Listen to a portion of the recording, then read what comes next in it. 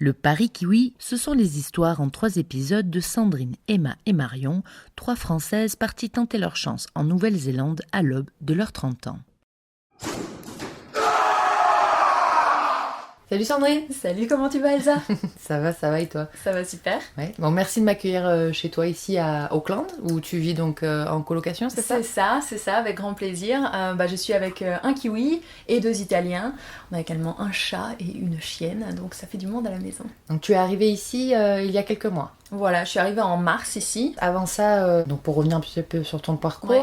tu étais pharmacienne pendant 2-3 ans, c'est ça? Après avoir fait 2 ans et demi, 2 ans ouais. et demi, après avoir fait 6 ans d'études. C'est ça. Et donc ça te plaisait bien, mais suite à une mauvaise expérience professionnelle Ouais. et un petit cœur brisé, Tout que à t'es fait. réorientée donc vers une école de commerce. Mais ça n'a pas marché non plus, donc ça a été un peu compliqué pendant quelques années. C'est Et ça. l'année dernière, donc arrivée à 30 ans, tu t'es dit, bon là, it's now or never, c'est maintenant ou jamais. Exactement. Et tu t'es dit, je pars en Nouvelle-Zélande pour faire...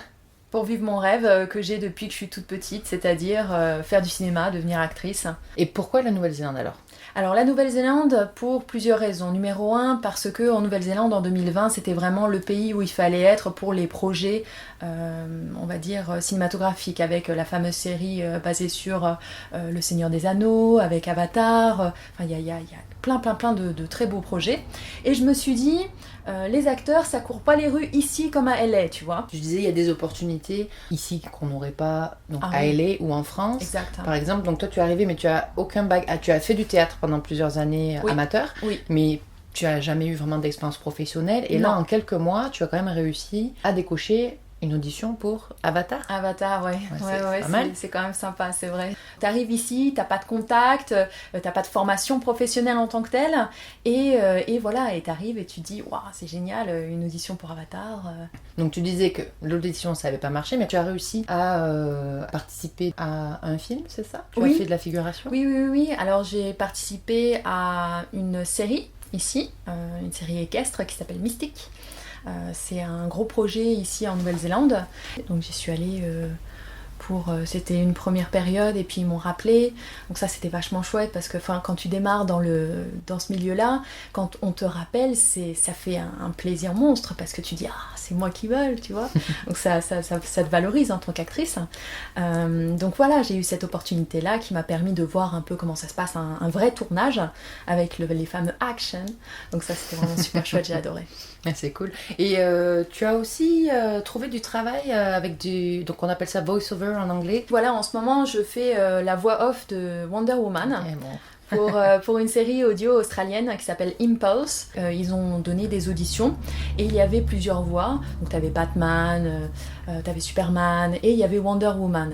Et comme mon accent n'est pas un accent américain en anglais, je travaille encore dessus, eh bien Wonder Woman ça correspondait bien parce que c'est l'héroïne un peu exotique, elle peut se permettre d'avoir un accent comme ça. Donc c'est sur ce projet-là que je travaille en ce moment. C'est génial. Ouais. Et tu disais que ton anglais donc était bon quand même hein, Oui.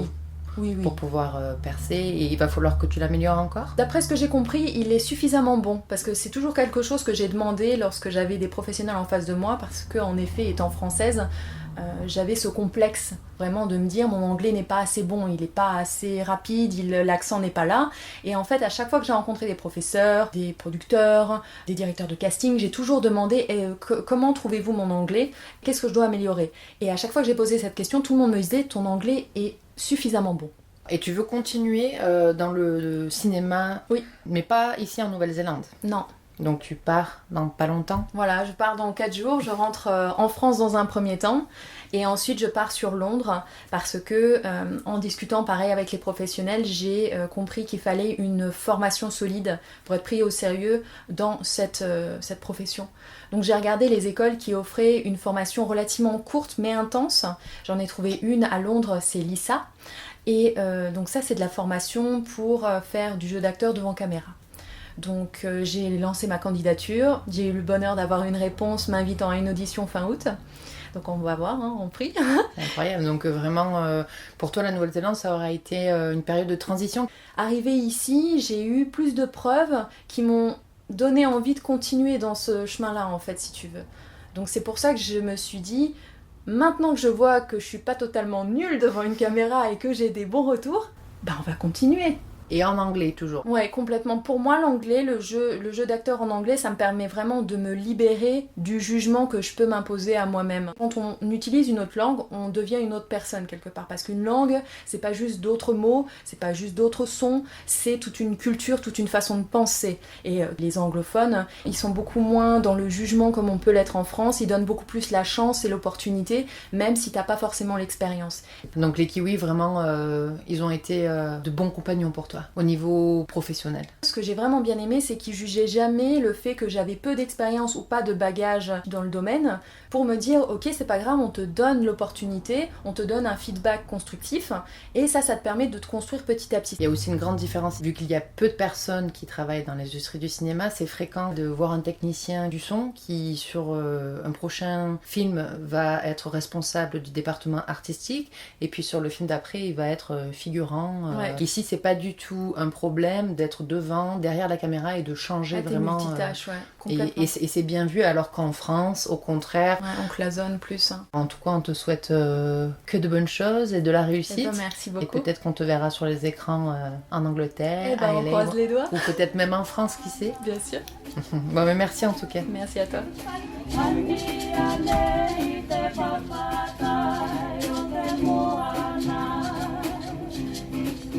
Le Paris Kiwi, un podcast réalisé, produit et monté par Elsa Elmans.